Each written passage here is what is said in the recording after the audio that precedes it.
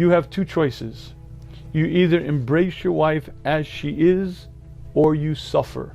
You either say to yourself, this is where she's at and I accept her fully, or you suffer. Why? Because I'll share with you a little secret. I don't believe that any woman is 40 pounds overweight and says, that's great, I'm so happy with it.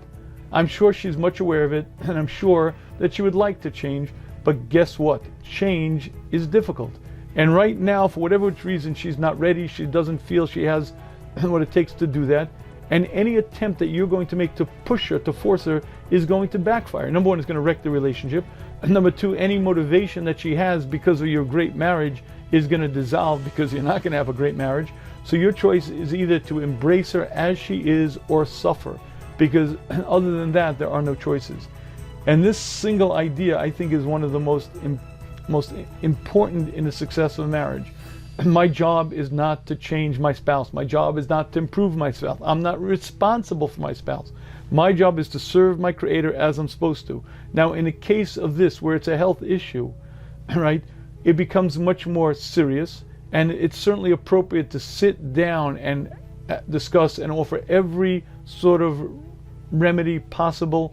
And again, whatever that might be, exercise, diet, make things easier, take all types of foods out of the house, whatever you can do to offer to make it easier is great.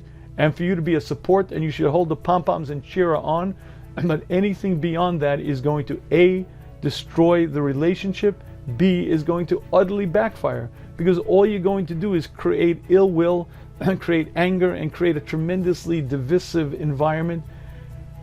And unfortunately, it's very difficult for us human beings to learn that lesson, and that is that I can barely change myself. I surely can't change anybody else. And by the way, I can't change myself. I can tell you this firsthand. There are many, many things that I wish I could change. Many, many things that I've been working on for years, for decades now. I change them a little bit. But when you're talking about real personality issues or real things, it's not so simple. It's not so easy. I'm a big advocate for change, don't get me wrong.